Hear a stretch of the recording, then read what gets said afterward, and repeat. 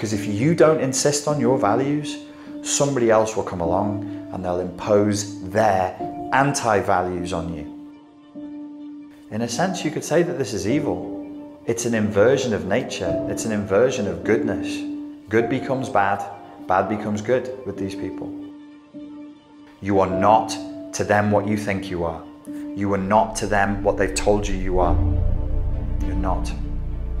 You're a thing to be used. They don't see a person, they don't see people.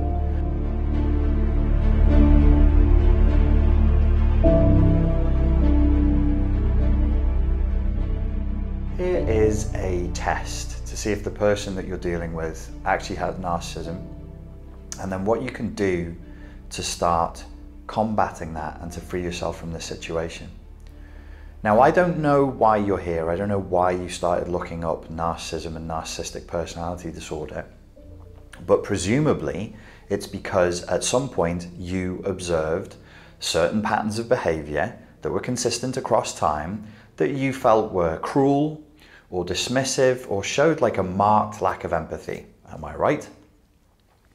One of the first things I'd like you to do, and if you can be bothered, either make a note through the notes function on your phone or take out a pen and a piece of paper, is actually write down what this person did that had you searching for narcissism online. How do you end up on a YouTube video about testing for narcissism?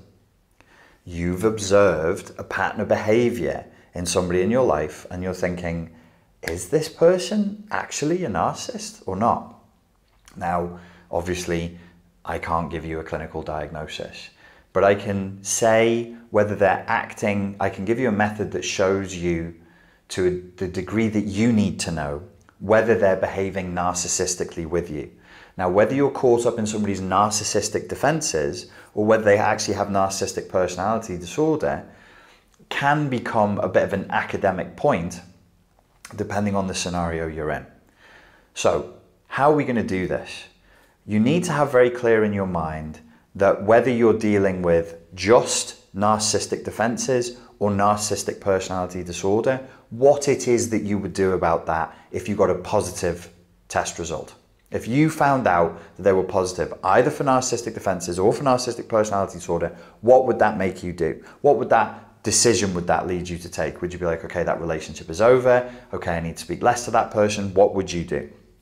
And I'll make my suggestions later on in this video. But the tests for it.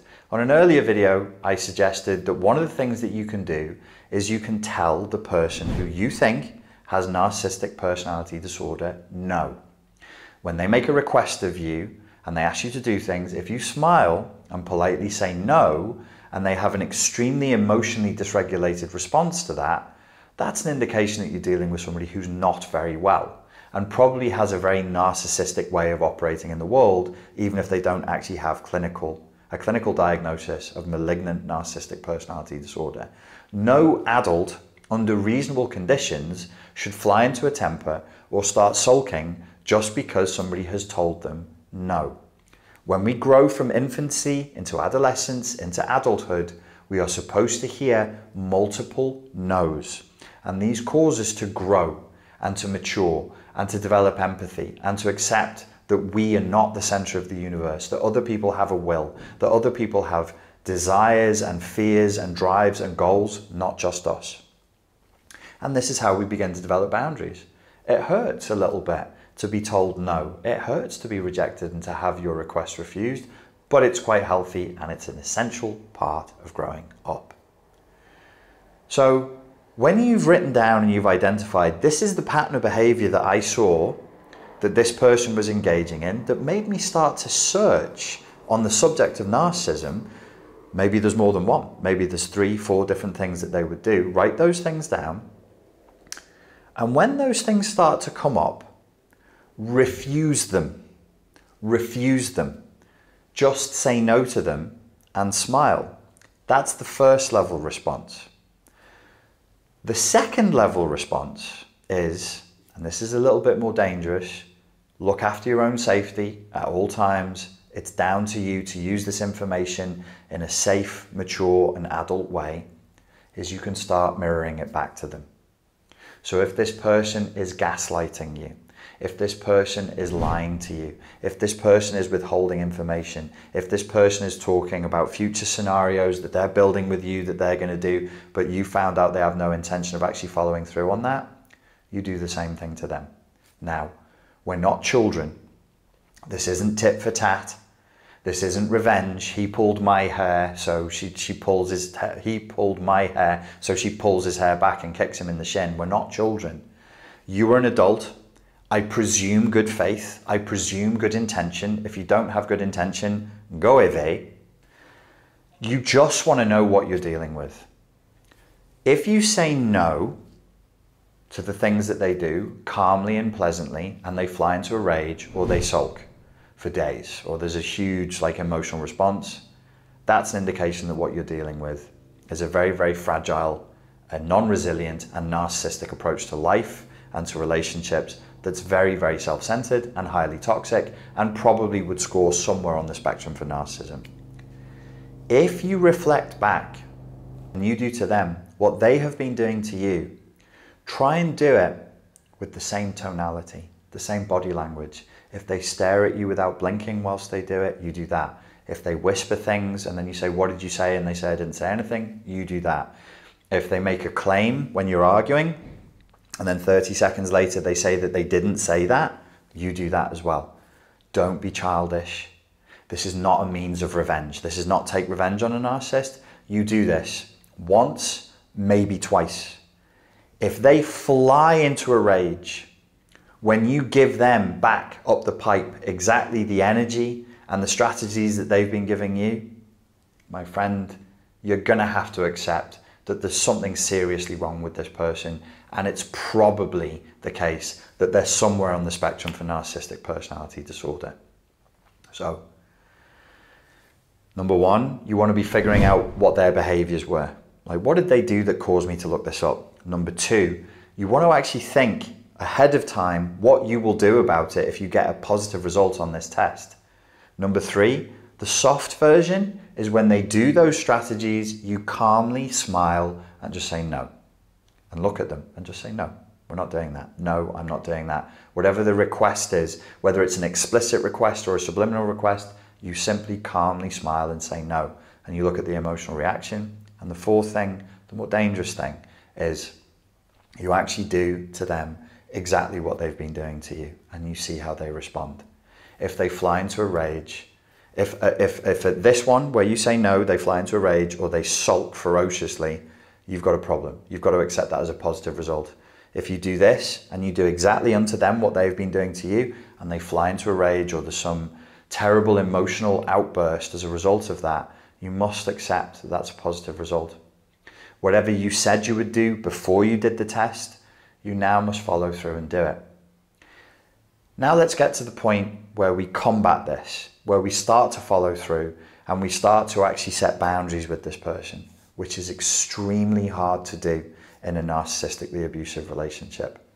Typically because the narcissist has, most people are in denial of this, but the narcissist has some kind of power over us.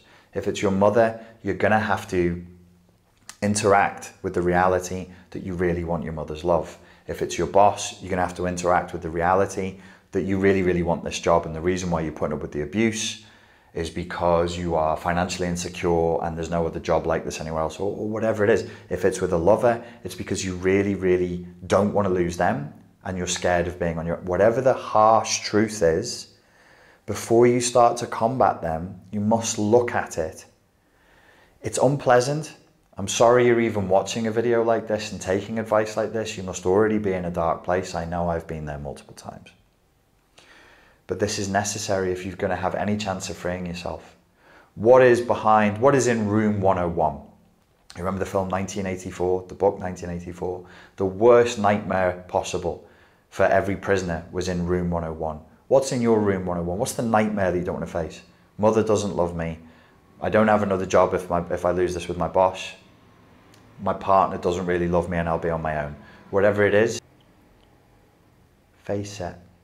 Face the fear ahead of time. Face the fear ahead of time.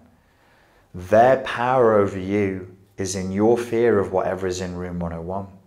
When you face that, with courage as an adult. It might be terrifying. It might cause you to need to go through a grieving process. They lose their power over you. When we're combating the narcissist, we're really combating the fragility in ourselves. They don't have as much power as you think. We externalize the idea that this person is all powerful, they brainwash me, they put me in a spell, blah, blah, blah. It's just not true. We're in denial about the thing that we're frightened of that's in room 101. It's us versus us, really. The narcissist kind of becomes incidental at that point. How can you face that? And how can you move forward? What are the general principles I would offer you to combat this situation and to move forward? You're going to have to be courageous. You're going to have, just think, always come back to the concept of courage. You're always going to do better the more courageous you are. And I know they'll have worn away your confidence. The situation's probably been played out for a while. They've probably driven you slightly crazy. You don't trust yourself. You must be strong and you must have courage. The principles of combat moving forward, it's not about fighting them. It's not about exposing them. It's not about anything other than you having the courage to do what it takes to take action. You've got to take action. You can't think your way out of it. You must take action and you must move forward to get out of the situation. So here's some general principles for you, and then I'll offer you a strategy. Don't let them lead.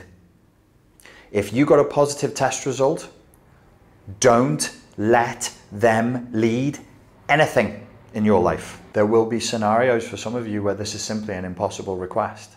And so I would say this, let them lead as little as possible. If you find yourself waiting for a response from them, remember you're letting them lead. If you find yourself waiting for a decision from them, remember you're letting them lead. If you find yourself waiting for a text from them, remember you're letting them lead. When this person leads, they abuse.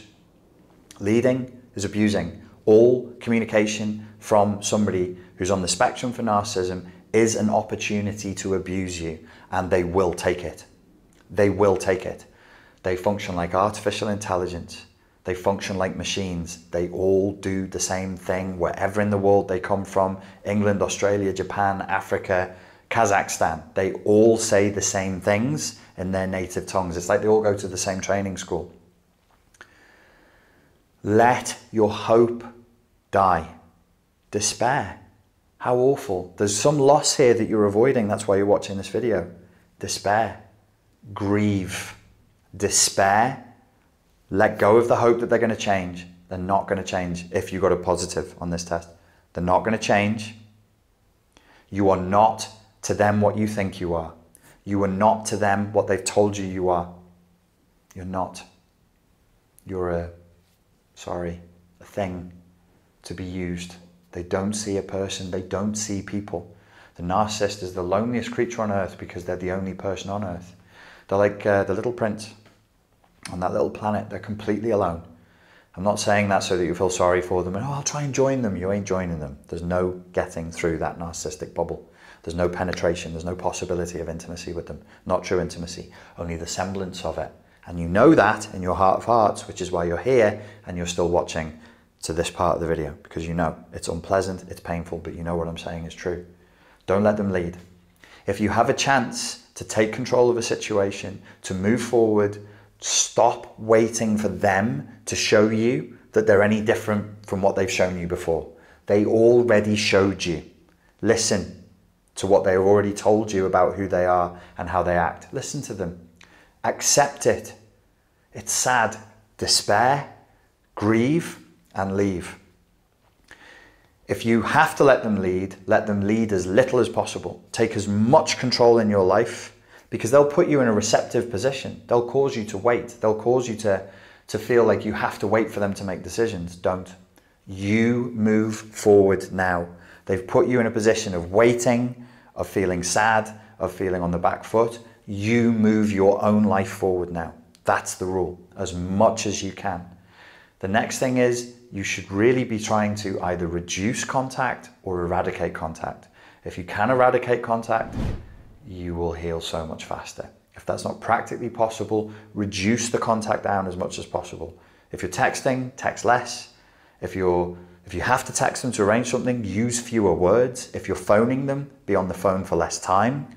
Any and all openings for communication is an opportunity to abuse, and they will take it.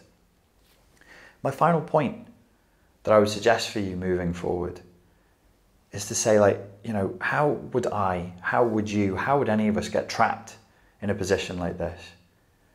There are many reasons. Maybe we had traumatic childhoods, maybe we were stuck in an environment in our adulthood that we couldn't escape, maybe we have self-esteem issues, and so on and so forth. But one of the things that's definitely happening, that we could, because many of those things you can't do anything about, but there is something you can do something about right now, is you can start to become self-directive. You can choose your own value system. It's a fantastic exercise, super easy to do.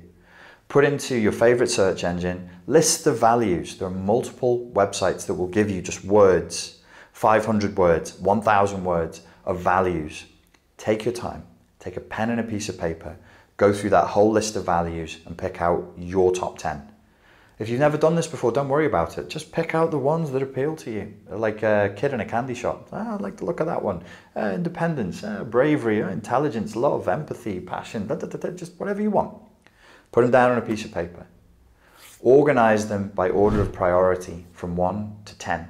So the least important will be at 10, the most important will be at 1. And then take the top 5. Take the top 5 values that you got from that and look at them. Everything in your interaction with them, say for me, like really, really high values are things like truth, honesty, compassion, independence, respect, these kinds of things. And I look at my values, the things that I really feel are incredibly important to me and to life itself. Where are you seeing that reflected in the communication? Where are you seeing these values, your values, these are now your values, reflected in that relationship? Are you seeing them reflected in the relationship? Every interaction, compare your top 5 values to that interaction. Every incident that you can remember, compare your top 5 values to that incident. Do they match? Is it congruent?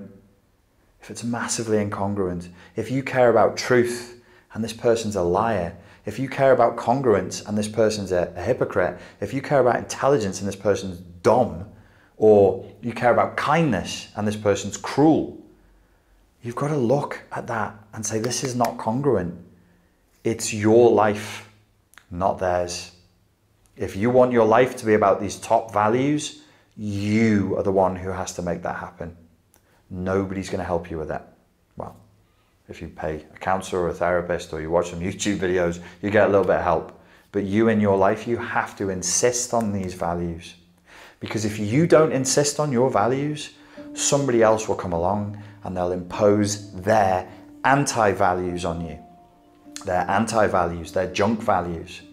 In a sense, you could say that this is evil. It's an inversion of nature. It's an inversion of goodness. Good becomes bad. Bad becomes good with these people. If you let them invert your values, they will. And you will live in an upside down, limbo, hell state, a gray zone, empty, sad, anxious, depressed, feeling half alive, feeling zombified, feeling mummified. Nobody should live like that.